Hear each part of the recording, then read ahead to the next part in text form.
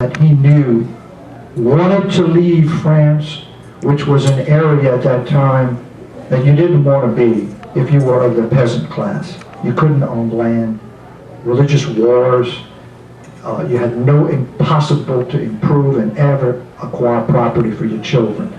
So this was an opportunity for land. I view history as follow the dollar, look at the money. Things happen for economic reasons, primarily. And so these families decided to leave France and go and settle the colony of Acadie. And here, of course, we have Nova Scotia, which is connected by the Chenictor Peninsula, and Nova Scotia makes a real neat number 7. And you have Prince Edward Island to the north, Cape Breton Island to the right, and New Brunswick to the left. But Port Royal, that little place there, was the first settlement where the Acadians settled, and they immediately spread out throughout what later became Nova Scotia. The name Acadie ceased to exist in 1713 when, after a war, and England won and France lost, the name was changed from Acadie to Nova Scotia. And those Acadians who were living there were given a choice by Queen Anne. Under the Treaty of Utrecht, they could have remained and become good British citizens, or they could depart. And they were given a year to make that decision. And when many of them decided to pack and leave and move into New Brunswick, which was French territory, that alarmed the British because they didn't want these people to leave. These were hardworking, industrious people that helped us survive, provide the goods and services for the soldiers, for the colony. So Queen Anne amended the Treaty of Utrecht with an edict and gave them more rights, including the right to their religion, which was Catholic, which was unheard of to allow the practice of your religion if you were a British subject, and also to be able to be part of the colony but not swear allegiance. There was a condition made in 1730, and it was a document that was amended, allowing the Acadians to remain neutral and not have to fight in wars against the French, who were their cousins, their relatives, or against the Native American Mi'kmaq, who they had intermarried with. They considered part of their family, the Mi'kmaq. And so, from 1730 on, they were no longer called French men. They were called French neutrals. And they also called themselves Acadian. So, shockingly, you had French people came to North America and they developed their own new ethnicity in North America. That's the only time that's ever happened, because every other ethnic group that came from Europe to North America came not to create a new ethnicity, but to become Americans, North Americans, Americans. And so they quickly assimilated, but not the Acadians. They created a new ethnicity in North America. And this was actually a ruling of a federal judge in 1980 in a civil rights suit, when an Acadian filed a lawsuit claiming he had rights under the Civil Rights Act to not allow people in his workplace call him a coon-ass.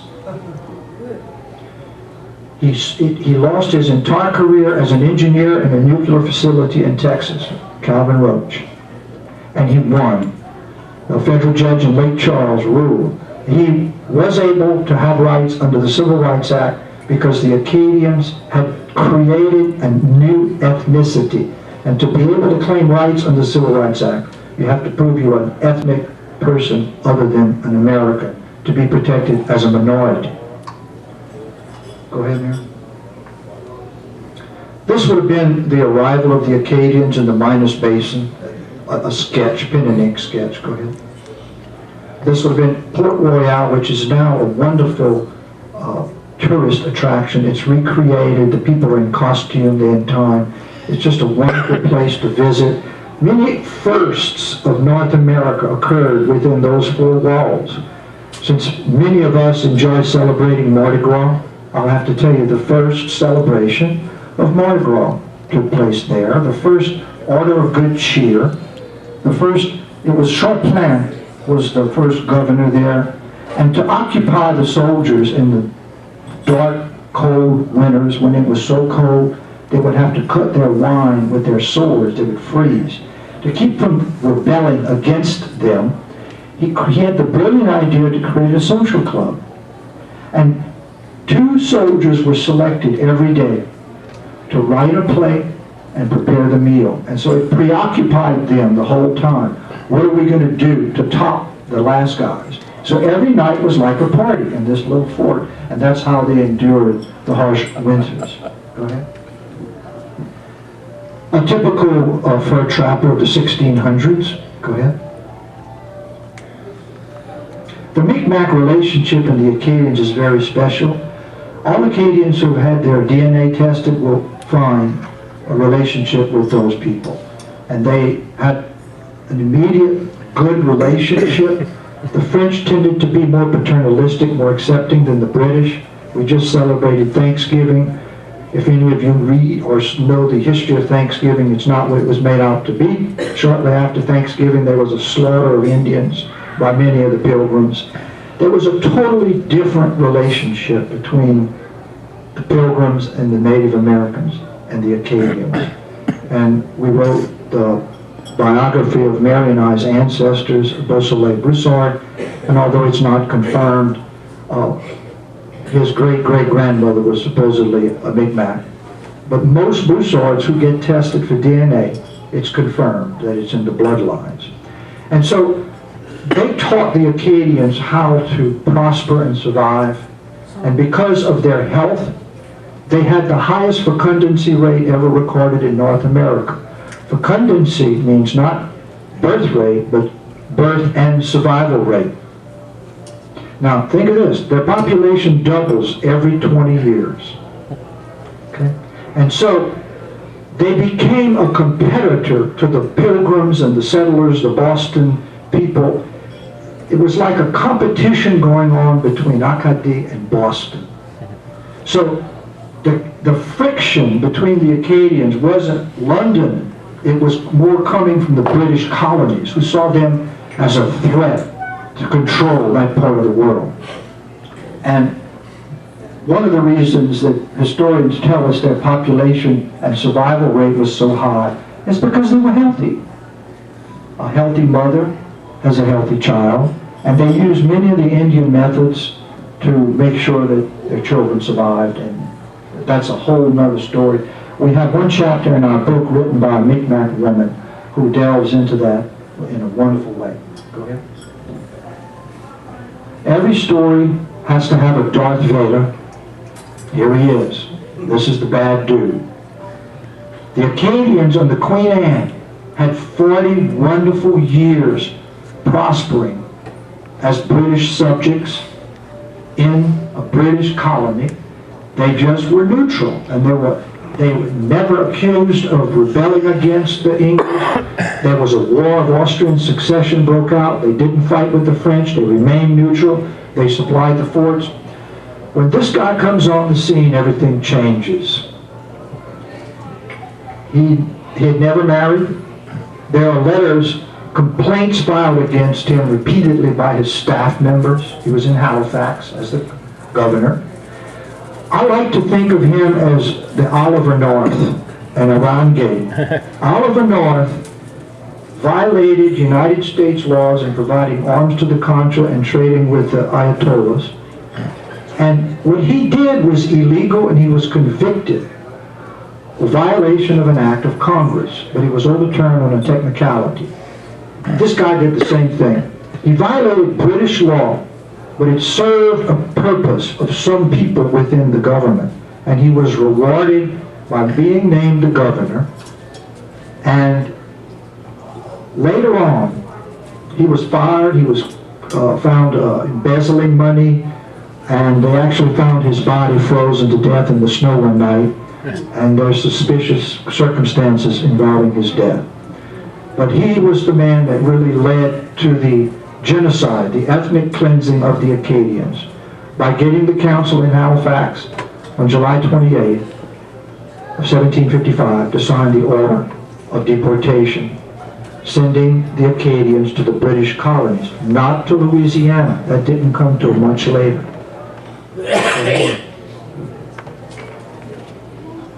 You want to tell them the story, Mary, about the arrival. Now, the Acadians are about 15,000 people. Roughly 5,000 are deported to the British colonies. Actually, a little higher, but let's just think it easy, 5,000. They're from the colonies from New York all the way down to Savannah, Georgia. Roughly 5,000 escape deportation. They either go hide out with the Indians, they go hide out by themselves, they walk away, they just can't find them, they disappear, and roughly 5,000 die. So 1/3 of the Acadian population perished during the 7 years of the deportations. It's not like Evangeline's poem where there was one deportation. This went on during the entire French and Indian War. Some people were deported 3 times. They'd sneak back in to deport them again. 2 ships that were on their way to France because one of the colonies wouldn't accept them sank. With entire family lines were extinguished in those episodes. So it was a very tragic thing, not to mention disease and starvation. But Mary's going to tell you one story which is documented in a book by Greg Woods, who wrote an article about the Acadians of Maryland. And Maryland received the largest number of Acadians of any other colony, being Catholic based. I guess they thought they would be treated better. And so this particular story in Greg Woods' book, which he put in our book, I think typifies what happened to many, many families. It's about the Landry family. Okay, so the deportation was called in French le grand dérangement, the great upheaval, and it's far worse than those words sound. I mean, all the people were rounded up and they were locked into churches until ships could come and take them away. And when the ships came and took them away, the British burned their homes, took all their livestock, stole all their possessions, and there was nothing left really for them to come back to.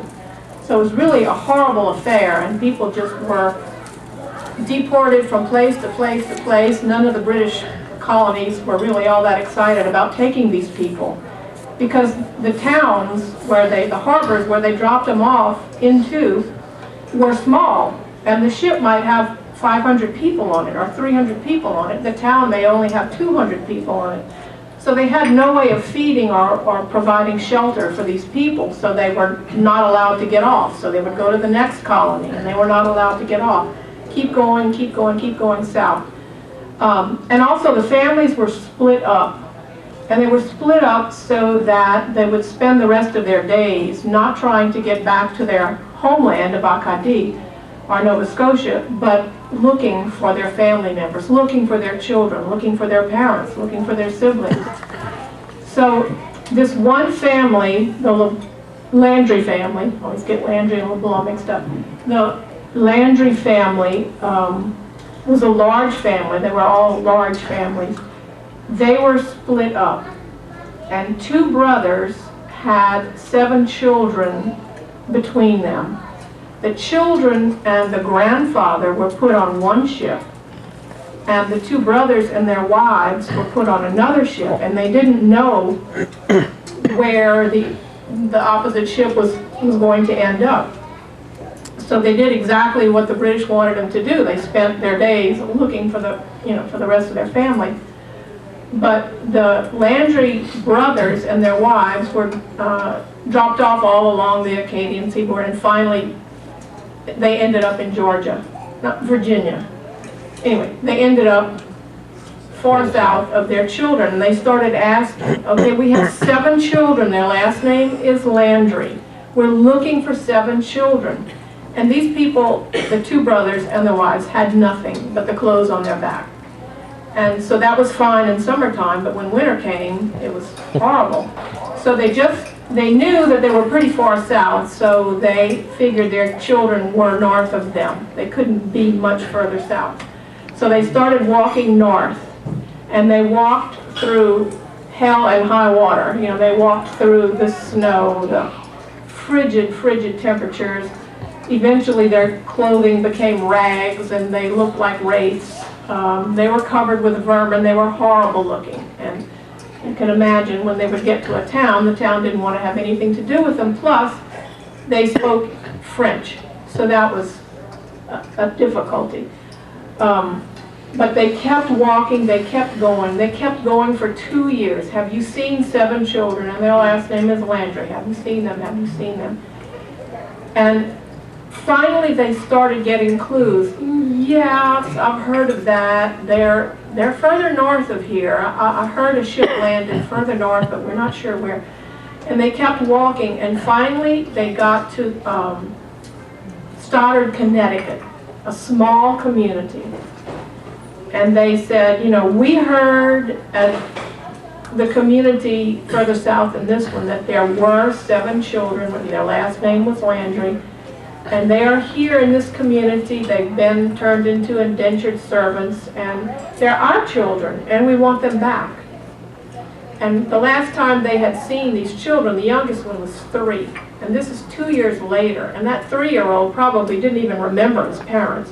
They were put in different homes, split up, and so the select man of the community said, yes, we do. We know who you're talking about. We know these 7 children. We have them. But they didn't really want to give these children up. They had placed them in homes where they worked for a living, and they didn't want to give them up. And these people were horrible looking and sickly and just awful. But they rounded up the children anyway, and there was a reunion of the parents and the children, and some of the children didn't even remember the parents, which was just really devastating to the parents. But they had no place to take them. So someone told them that there was an abandoned shelter somewhere south of town. So they went to the abandoned shelter and started to set up housekeeping with their children, and they were very happy. And the families who the children had been living with wanted them back. And so the Landry brothers and their wives had no legal rights to the children in their eyes. So they took the children away from them again, and they went back to their families. And the Landrys petitioned the colony of Connecticut, the governing body of Connecticut, to get their children back. Please give them back to us. I mean, they just begged and never stopped begging to get their children back after all that time looking for them and all they went through. And the end of the story is, we don't know the end of the story.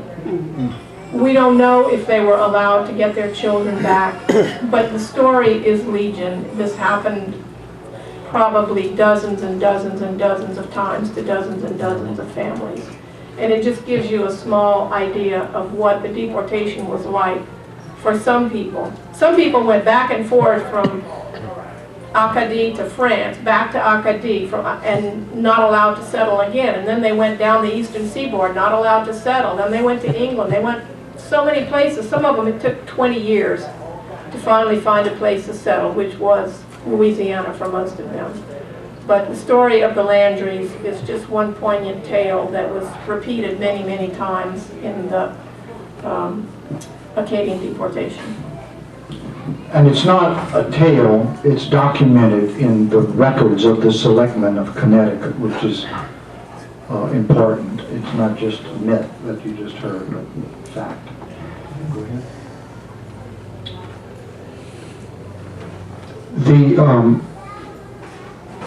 There is a letter in UL Archives of an account of an Acadian being shot.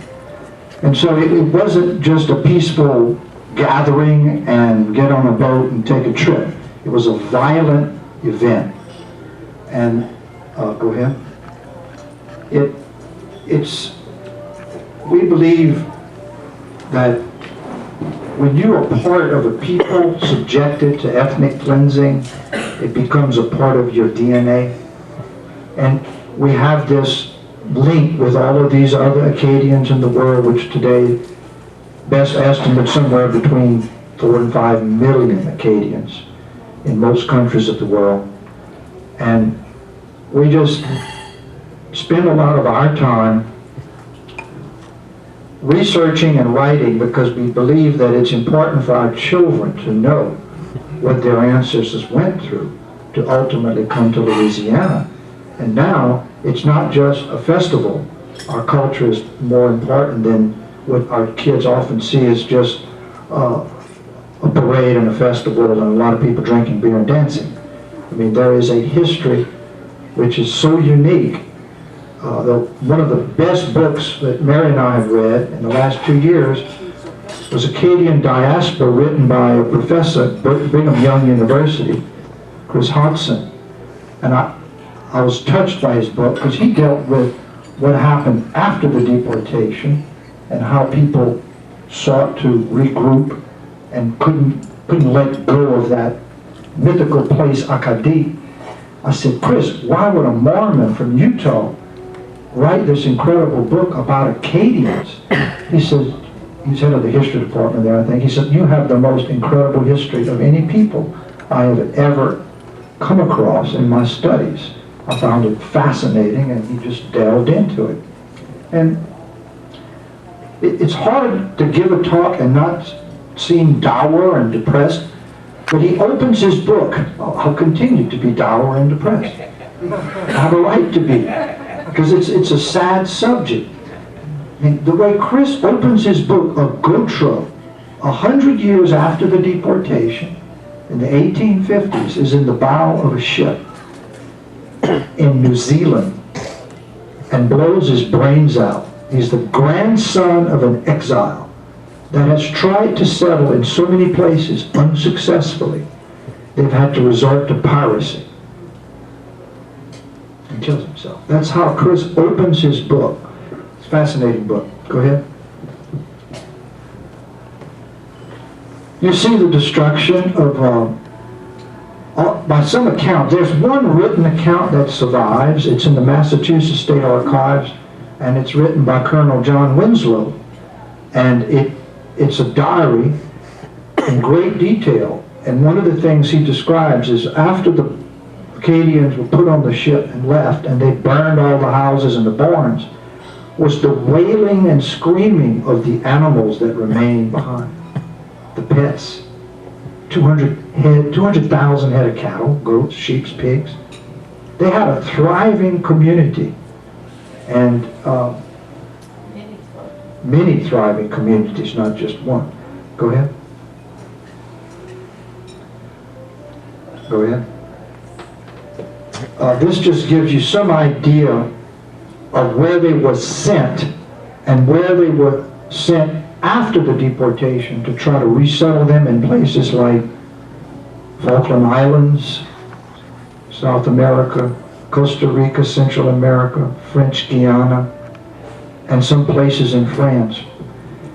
For the following 30 years, the King of France granted special status to the Acadians who had been returned to France.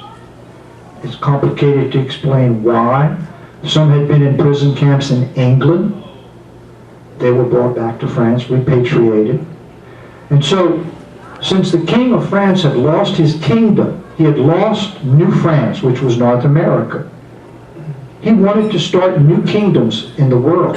And so he tried to utilize the Acadian people to make new colonies in these different places, Haiti.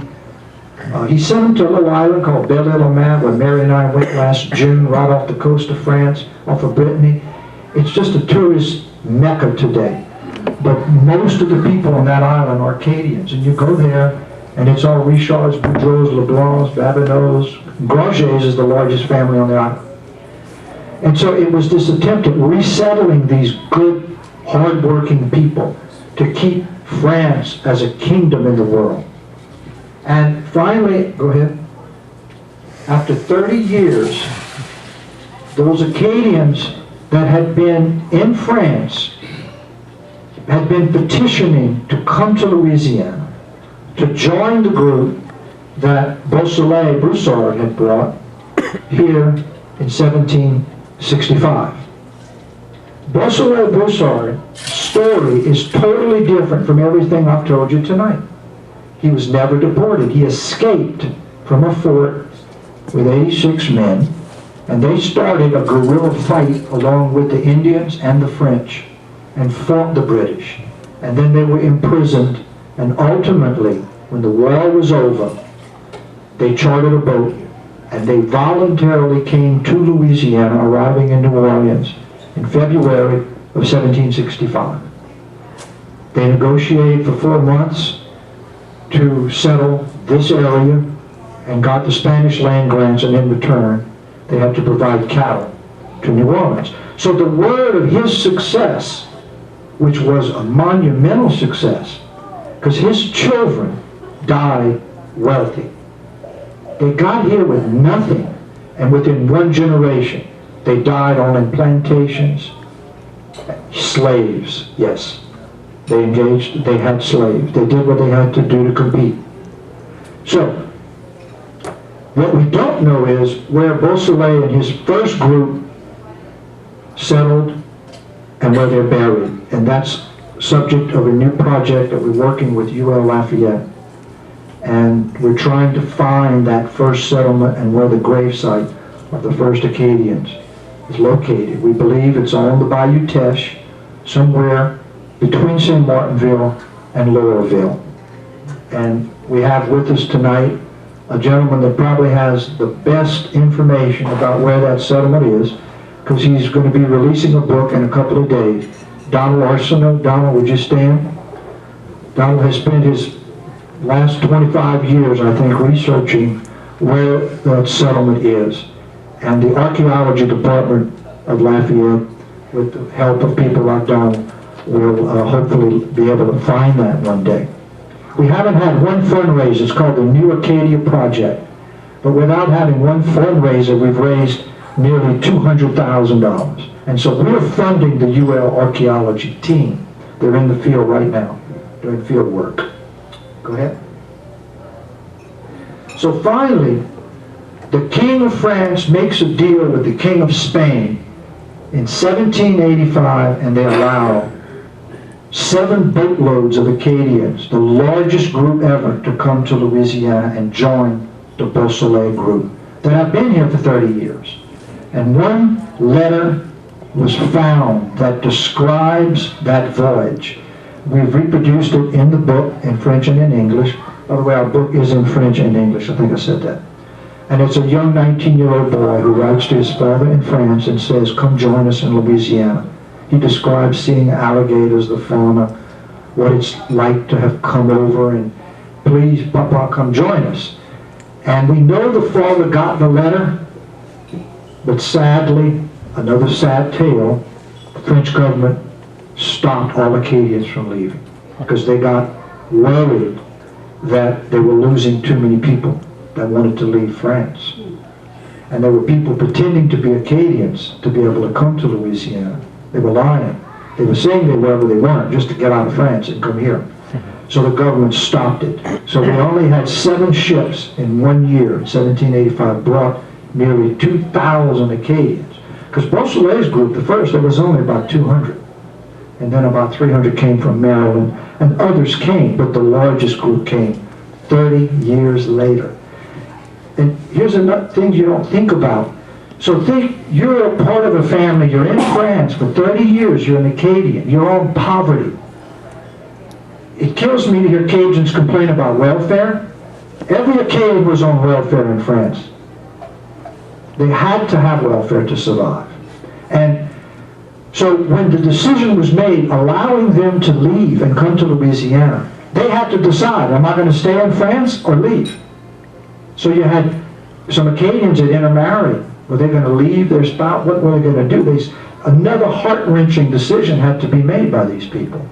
And for the most part, the older people stayed in France, and the younger ones came to Louisiana. We have some children having to decide, am I going to go with mom or stay with grandpa and grandma? And so we know these decisions were made because we see the broken up families coming, not the whole family. Go ahead. Mary, why don't you say a little bit about how they adapted once they got here in Louisiana and learned again from the Native Americans? All right. When they got to Louisiana, they first ended up in New Orleans, but then they were sent to the area we call Acadian now. And of course it was heavily forested and marshy, and they had no shelter. So apparently the Indians taught them how to make palmetto huts. And you can only imagine how horrible it must have been living in these conditions, how hot in summer and how cold in winter. You couldn't have a fire inside of a hut like this. But the first thing they needed was shelter. The next thing they needed was food. Apparently they consorted with Indians to find out what was good to eat, what was not good to eat, which plants were medicinal, because another need of theirs was to treat their illnesses. There were no doctors. I mean, they may have been one or two in all of the hundreds of people that came, but basically there were no doctors. So they quickly had to learn how to make medicine from the native plants. And not knowing any of these plants, because it had been so different in all the other places where they had been sent, they probably had to have a relationship with the Indians to learn how to make medicine from the local plants. And we know that they had a relationship with the Indians because there's a place in Vermilionville called the Healer's Garden, or Le Jardin du Traiteur. And I'm sure a lot of you know what a traiteur is. A traiteur is a healer. And we're mostly familiar with traiteurs who heal with prayers, faith healers. They say special prayers in Old French. Even today we still have traiteurs, but it goes back for generations and generations. And they said special prayers to heal all kinds of ailments. Different traiteurs healed for different ailments. This traiteur may only heal for heat-related illnesses like fever or sunstroke. This traiteur may only treat for respiratory problems, and this traiteur may treat for something else. Some traiteurs were of the tradition that they treated for everything. And some traiteurs also used medicinal plants. And they learned from the Indians which plants were medicinal and which plants were good to eat and which plants were neither.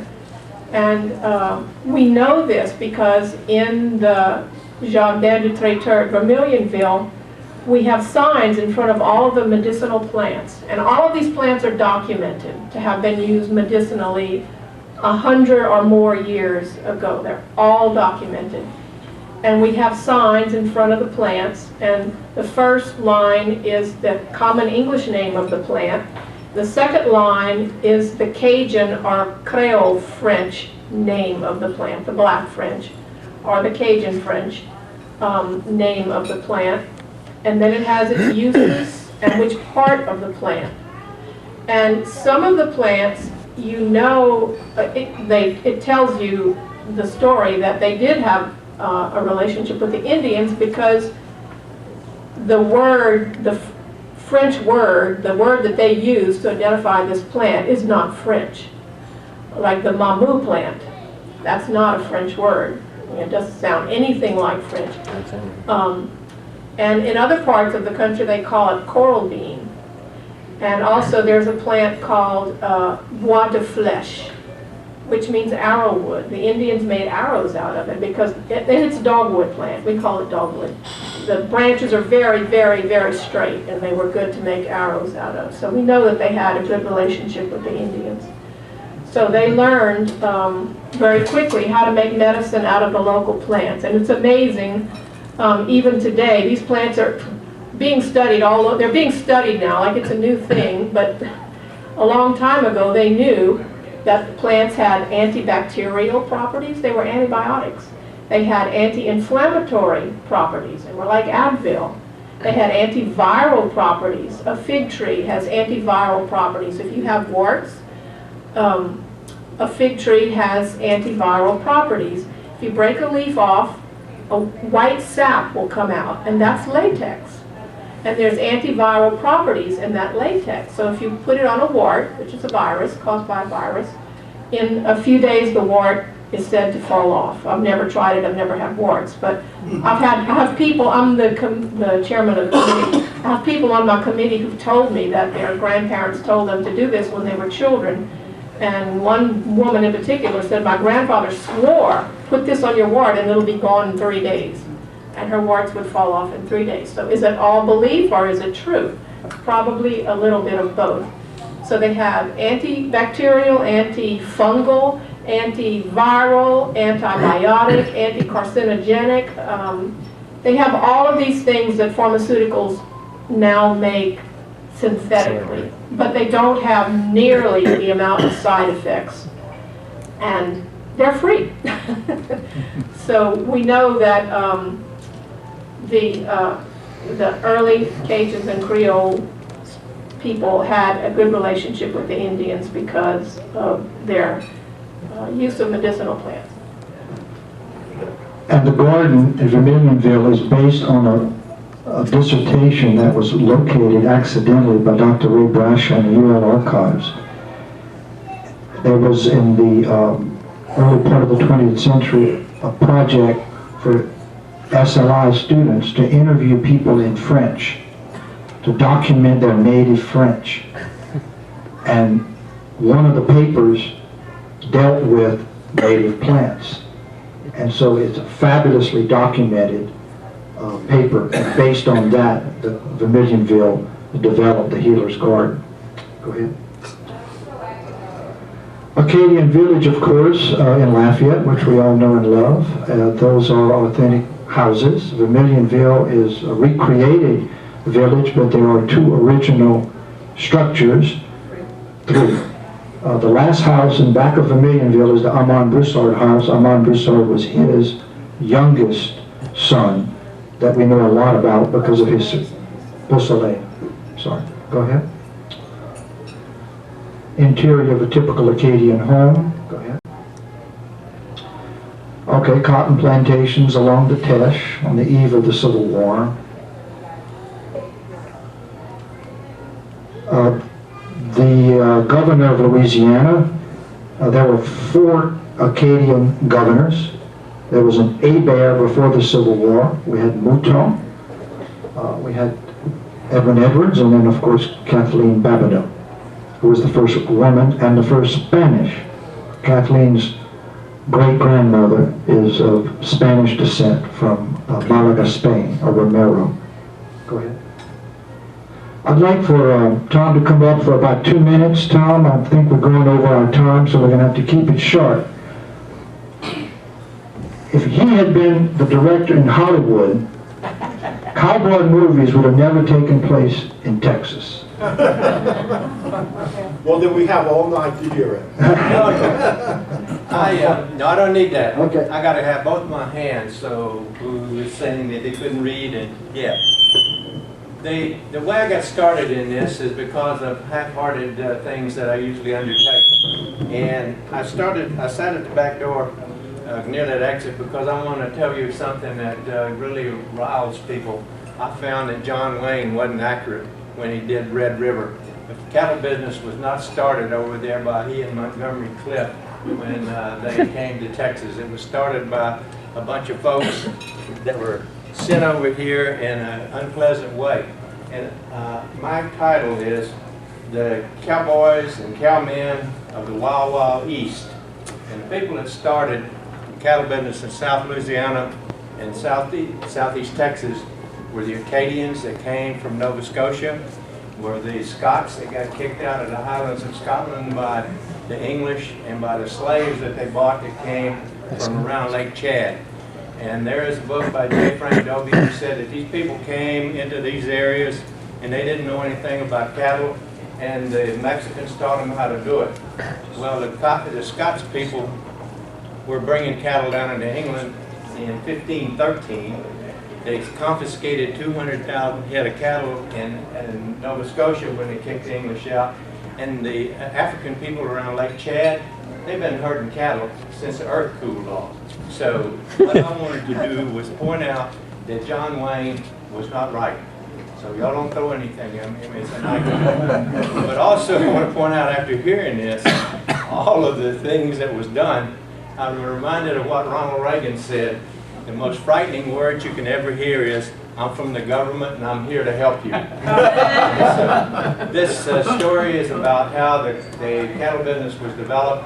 I got started on it by going to a park in Goliad in Texas, where the first cattle drive was taken out, where they carried cows over to Bernardo Galvez as he was fighting the English along the top of the Gulf while the 13 colonies were fighting them up in the original colony. And that destroyed my faith in John Wayne. But then I found out about Evangeline, so I started backtracking Evangeline, and I found out that she was a Hollywood creation too. And I thought, well, I'll keep on doing this thing, and it'll be a wonderful opportunity because my wife had kinfolks up in Canada, up in that St. Brittany area. And so we took a trip up there during an Acadian meeting, grand event at Grand Prix. And I saw the statue and I read all the stuff on the walls. And then I went out, and part of that dock is still there, where they took them out and they herded them on those boats. They kept them on those boats for some time. And then they took them off to God knows where, and they died and did horrible things. And I got this book, and I found in there was this crazy lawyer from down in South Louisiana who got a hold to the Queen and said, "We want an apology for this," and did it. And I said, damn, I got to meet that guy. And so I did, and I got into it with fervor now, because this is a story that needs to be told, that hadn't been told. John Wayne was wrong, J. Frank Dobie was wrong, and these guys came when there was a hard place in which to live, a hard place in which to make a living, a place where governments changed, ownership of the land changed, they came with the clothes on their back, and they made a success of it. And my wife, I married above myself, and she always finds the kernel in something. She had to read all this stuff as I write it and whatever, and she said, you know, the thing that really stands out is the Acadians, no matter what happened to them, they stuck together. And their family ties is what helped them get through all of these unbelievable horrors that were visited on them. So I'm writing my story now with a little more involvement. But you go there and you see that dock. If that don't move you, you're pretty hard-hearted soul. Thank you.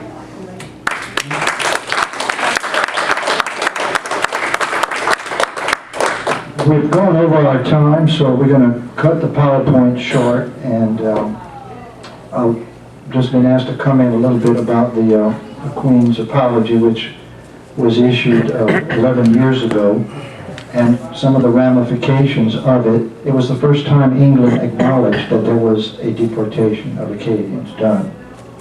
First time. It was never acknowledged, so that was a major point. Secondly, there was an establishment that thousands died and suffered at the hands of the British. And thirdly, there was a day of commemoration or remembrance established, July 28, which was the day the deportation order was signed in Halifax by Charles Lawrence. We do a solemn remembrance of our ancestors every July 28. Mary and I, when Belle-Île-en-Mer in June, we were there for the 7th anniversary of D-Day, but they surprised us by showing us a monument in France dedicated to the Queen's Royal Proclamation on this little island, Belle-Île-en-Mer. So we use the Royal Proclamation in the schools today to teach children because it's in French and English, so it's used in the immersion classes, but it can also be used in the English classes. It's a simple document, but you can teach a child anything on each sentence. It gives the history, and it shows that history is never dead. I read a book by a Harvard professor called Dead Certainties, and his theory was never believe history's dead. You can always go back, study it, find things like Donald does, and Tom does, and Mary does, and relive it, make it more accurate, because we know it's written by the victors of war. So, this concludes our presentation. We have some books. If anybody would like copies of the books, we'll be happy to sign them. All monies go to Acadian museums of the world. The 55 authors who contributed articles, they were each allowed to designate a museum of their choice where we will donate the profits from the book. And that was an interesting finding. We found 22 Acadian museums in 4 different countries of the world. So that's how we're going to give back with this book. Yes, ma'am. I just want to thank you so very much. A bit of my history is that my dad's mother was a Landry, and they moved to Jeanerette. They came to Jeanerette. My mother was born in the Armand Broussard home in Lauraville, which was brought from Lauraville to a place in New Iberia and then to Vermilionville. And she died in September. She was 107 years old. So the Acadians have a history of family ties that are, as you said, keep people together, and they've been able to grow old because of family and hard work and family, marrying family, which had the same background of care. Well, thank you for that. I'll talk to you later. Yeah. Yes, sir. I want to know if any of you people that do this research, excuse me, has come across a Mrs. Broussard in East Texas, Nome, and China, just north of Beaumont. Her grandson wrote an article in Texas Highways several years ago, I guess in 2000. And she was born before America was independent, fighting for its independence. She was a Broussard. They were Acadians that had come there and settled. She was born before the Civil War, before the American Revolutionary War. She lived and died right after World War I.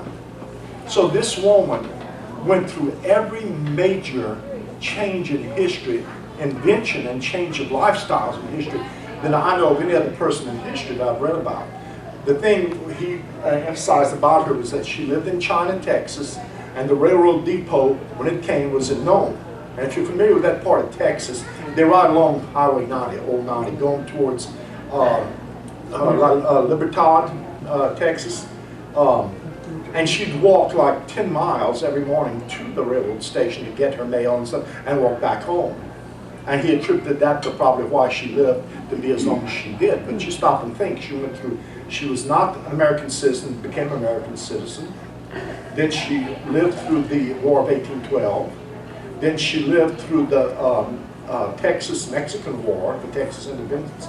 Then the Mexican-American War in 1845, and then lived through the Civil War, and then lived through the Spanish-American War, and then lived through World War I. So this woman really had an experience in life. We have a website, acadianmuseum.com, for our museum, and we have a master of genealogists. If you send an email to me or the website, we'll get you all the information on her. Yeah, I'm sure it's still in the, you could find it in the Texas Highway book. But I also want to make a comment that, you know, all this stuff that did happen to Acadians by a government, it's not something that's back in history. It's happening today in the Mideast. Christians are being killed, they're being taken from their families by the Muslims and stuff, what's being done to them and stuff. Families are imprisoned and stuff like this. So this thing is the march of mankind. What we're studying here and we have an empathy for and stuff like this is happening right now today. And the reason that was able to happen when the Acadians were kicked out was because the public did not speak up. No. like they're doing today. They're silent. Any other questions? I have a question. Yes, ma'am. In which one of these books would you find the names of the Acadians? Who'd say who they are? Like, you know, Broussards, Landys, Moutons, Gilbos, or Right. whatever they might be. Yeah, there's a, Which one would be, you would most likely find that in? Which book? neither book has the list, but I have the list. I mean, it's clear. We know there's, what, 96 families, Donna? You can find it online. Yeah, it's online. It's easy to find. I'll be happy to make it available, which is probably something we should have on our website. It's a good thought. And, but, Well, you have several books here. right. So I was just wondering which one would be most likely. Well, probably the bigger one, the larger one, because this is a biography of one man, the Broussard, Beausoleil. And this is just World Acadie, all the different histories put together. Is it about different families? No, No. it's communities. There's about 40 different communities in the world that are discussed in that book. And the reason I wanted to write it, I was invited as the first Cajun to go to a festival in a place called La Naudière for a new Acadian festival Quebec. in Quebec. I had no idea there were 30,000 Acadians there. But they are just now reclaiming their heritage like we in Louisiana did in the 60s. Because before they just wanted to be Quebecers. But now they know they're part of Acadian community, and so they have a new Acadian festival. And they sent a delegation to our festival, Acadian and Creole, last year. I read a lot about it. My ancestor was a Martin. That's one of the large Acadian families. Well, I Hyde had gotten a tells, list from A.J. LeBlanc. Yeah, A.J. had something about that. yeah. They were the early settlers of Lafayette. Hmm? They were the early settlers of See, Lafayette. I would the Moutons. personally like to know more about that. We can get the whole history for you. It's interesting you mentioned the military. I like to analogize. After the war, French and Indian War, French loses, England wins. 400 Acadians were on a prison island in Halifax. And guess what? The British didn't know what to do with them. They weren't convicted. They weren't war criminals. What are we faced with in Guantanamo Bay, Cuba today? The same thing the British were faced with. So they solved their problem by letting them get on a boat and get out of Dodge. And I predict that's exactly what's going to happen in Guantanamo. and then they'll kill more Americans. That's Well, what happened right now. It's, But you're right. I mean, it amazes me that if we look at this thing really in depth, it's always our government that's supposed to be helping the people that's creating the very thing that creates these genocides. You know, and as Christians, we are not identifying ourselves as Christians today because we're keeping our mouths shut. And we should. Christians are supposed to be militant in the faith, you know, and we're not doing that today. I'll bet that every one of those people on that council in Connecticut went to church regularly. that's something that Mary touched on briefly, but their accounts of these British colonists, fervently religious, being ordered to take in what they considered to be the enemy in their homes and feed these people. So they were conflicted. The religion said you got to take care of them, feed them, and they feared them. They thought they would rebel at night because they could overpower the local communities in many places. It was a very difficult time for them as well as the Acadians. Nothing's new under the sun. Three, four questions. Okay, any other more questions? Yes, This sir. lady back here. Okay. Ladies first. I'm Randy Souyer's wife, Pat. Hey, how you I doing? haven't seen y'all in so long. I have two things that I'm trying to research, and I'm not trying to go hard, and I'm campaigning at this point.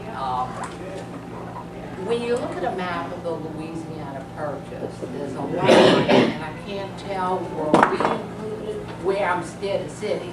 No, you were not in the Louisiana Purchase. It wasn't the Chapelai Basin. It was whatever was drained by the Mississippi.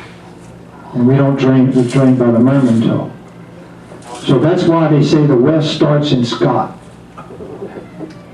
Because this was no man's land. It was controlled by no government for several decades until they established a boundary between Texas and I think That's the date I want. 1818, I think, the Treaty of San Silvestre established the boundary of the Sabine River, which allowed government to come in this territory. This is where all a lot of the criminals fled to hide out. It was in Acadian, southwest Louisiana. No one dared ride their horse to that area. And what happened was they got a vigilante group. We're and at they 55 got all of minutes. the- We're gonna the keep on. rustlers together. One guy rolled out a cannon and shot through it, the house that the rustlers were in, and most of them fled, but they captured 200 of them, and they exiled them to Texas, and that's where the Texas Cowboys got their start. Mouton was in charge of that. Yes, sir. And one of your maps indicated the Cajuns went down to the Falkland Islands. So if you visited down there, what's their alignment now with Argentina, the British, or? That settlement never took a foothold. Most of these attempts at settlement were not well financed and supported and pretty much unsuccessful. So although we know some Acadians remained in the Falkland Islands, we haven't identified a community there. So they're not part of our book, we just recite that. But in many other cases, they did make a foothold, like Belle-Île-aux-Mers. And we went, I have to mention Zachary Richard just emailed Mary and I last night. He's in Dakar, Senegal. I'm sure everyone knows Zachary Richard, the musician, and he's the French poet laureate from Scott. And he's representing Louisiana at the World Francophone Summit in Dakar, Senegal. There's 57 nations that make up La Francophonie. It's like a United Nations of French-speaking countries. I went to 5 of these, which would include Vietnam. The same percentage of people in Vietnam speak French as in Louisiana. And Romania, places that would surprise you. But they just elected a new head of La Francophonie. The last head was the former president Diop of Senegal. Before that, it was Boutros Boutros-Ghali, who used to be head of the United Nations. So, I mean, this is some pretty heavy hitters. And they elected the first woman. She's black. She was born in Haiti, and her grandma was a LeBlanc. So we have an Acadian now who's head of La Francophonie, and very proud of it. Yes? Warren, I have both of your books, and I never know which one to pick up and read, because they're both so good.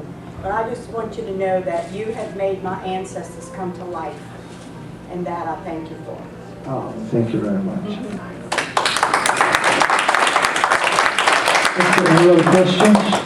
Yes, sir. What's that Lafayette Parish was not part of the Louisiana Purchase? No. So I thought it was from Murmurton to the Sassy.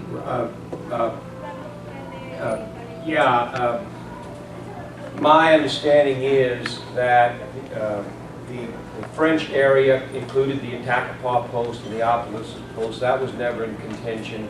And the Spanish area included the site by Houston. And the no man's land was, toward very western Louisiana and eastern Texas. And there was an area that was the no man's land, and that was why they had this big commission. A priest got involved in studying all the records of Pichardo and made a report to both governments, and eventually the Sabine River became the boundary. But this part was part of the Louisiana Purchase. It was part of the territory that France sold to the United States. It was that area, as you say, the Murmurton over, the Beaumont area. That was never clear where the boundary was between the French territory and the Spanish territory. But here in this area, it was pretty clear that it was French from the get-go. But that territory y'all talking about, that was claimed by Spain, but they never had the power or the ability to colonize it or control it, that Sabine area. They wanted that area and they claimed it and stuff like this, and neither did we have the manpower and the money to take it over until we had the Texas-Mexican War and stuff like that, and all that was settled. And that's why we have on our Acadian flag the castle of Spain, the gold castle, signifying it was Spain that really brought the Acadians to Louisiana and settled them and gave them food, tools, equipment, set them up. Any other questions? If not, yes, sir. I was looking at a map here in your book, Acadie, and you have a little, in the old Poitou, there toward the east, you have a little rectangle there, Mouton and I think Touar in the west, and then a number of little villages. And I didn't have time to read exactly what that was all about. Was that like the focused area where? Focused area, that's correct.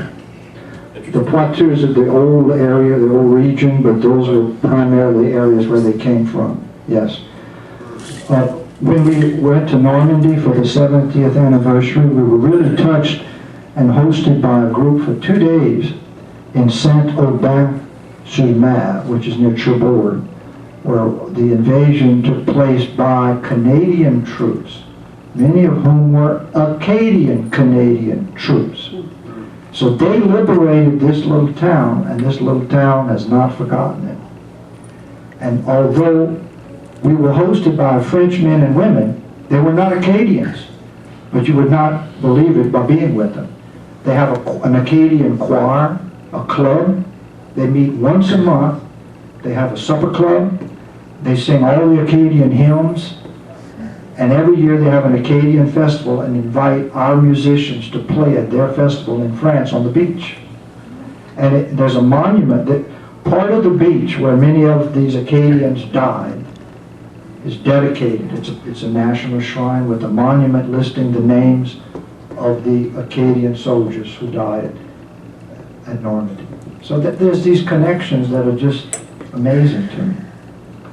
So we hope that, you know, L'Acadie, as I mentioned, 1713, nearly 3 centuries, 301 years ago, Acadie ceased to exist.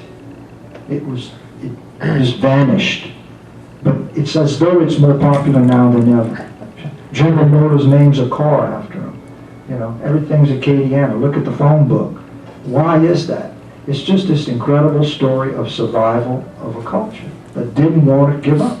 And we still, today, better known than Acadian culture is Cajun culture in the world. Saint-Aubin sounds like the city of Nantes along the River Loire. Very close. I spent 3 days there in 2011, and I didn't know much at the time about the fact that many of the Acadians had lived there until the 1785 Seven Ships Expedition.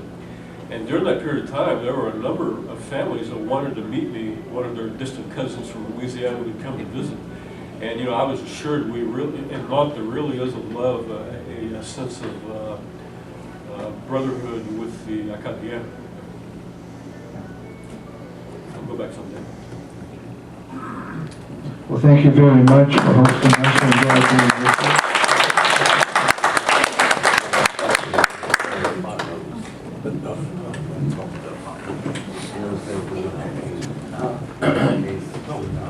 We'll be closing the meeting here shortly, but I certainly appreciate Mr. Warren. That was just fantastic, good information. And what I wanted to ask you to tell us, where's the easiest way to pick up and buy the books? I think it's important. I think most of them, I know you probably have them at your office, but do you have a place that you have it?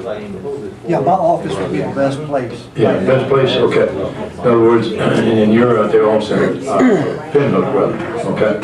Okay, well, that's good. We're going to have it in the bookstores, it's just not in all the stores. Yeah, not yet, okay, well, we can get to you though, that's important, okay. And before you leave, we talking about books, Jackie and Larry, Jackie and Larry. Could you wait 1 second? We have a gentleman here that I wanted to introduce you to. You talk about book writing. Ken, would y'all hold up for a second, please? We hadn't closed the meeting, if you don't mind. But I did want to introduce this gentleman. He wrote a book, and I asked him to come. His is about the environment. And he's got tremendous history, and is a real nice man. He asked some good questions. His wife as well, his part. Would you please give us a thought? Did you bring a book, or have you booked? You didn't, okay. But at least come over, if you will, Hold on one second.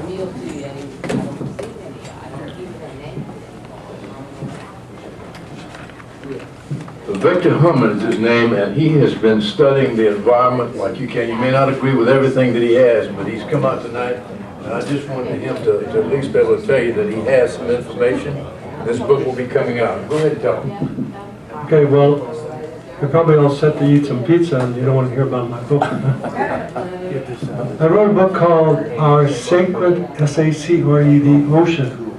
Because you all know that there's a conference beginning today in Lima, Peru. It's about the environment, climate, and what's happening to our ocean right now is very serious. You know, acidification of the ocean has increased 30% since the 1700s. Acidification and plastification. Plastic is actually taken over the ocean. And in that kind of environment, what do you think survives? Anybody want to guess? Nothing? Yeah? Jellyfish. Jellyfish as big as a Toyota car, according to a man who's a scuba diver, 30 years as a police officer. He's one of my great supporters, so I called him up one day and I said, David, why is it that you continue to support me in my book? And he said, because he has read everything that Jacques Cousteau has written, and he said he's a scuba diver. And he said what's happening to the ocean is very serious. It's dying, the ocean is dying. So I wrote this book as a summary of a book called Stung, S-T-U-N-G, which was 400 pages long. And I figured nobody's going to take time to read a 400-page book, so I wrote a book that summarized Stung. Take a look at Stung first. It's about how the jellyfish are taken over. And then if you still are interested, try to get my book called Our Sacred Ocean. It's on Amazon, but I don't think they're really an honest company because I'm not getting remittances from them. But my book is coming out in next year with photographs of the plastic taking over the ocean. You wouldn't believe the plastic taking over the ocean. So look in your Google, www.5gyres.org and see plastic taking over the ocean. So next year, my book is coming out. And I didn't bring my copy of Northland because I didn't want to do a sale. I wanted to listen to Mr. Perrin tonight. It was fascinating to get the history. My wife is going to appreciate her Cajun history much more. I'm a foreigner from Illinois. My last name is Hummert. But if her name is a silent H and a silent T, I'm a U-Mayor. I'm an honorary Cajun. Thank you very much. We appreciate it. And just before I leave it, I just would also tell you that 2 weeks from tonight, the 15th, we have a gentleman in District 6 that is going to be talking. One of the other important things about what we do here as far as speakers, it's very, very important. Education has to be the best thing we can possibly give, and we have the new gentleman that was elected District 6, so it would be nice if you'd like to come, and then here hopefully we'll have a lot more cooperation and working directly to improve our educational system in life experience. We appreciate everyone being here this evening. Thank you for coming, and hope to see you in 2 weeks. Thank you.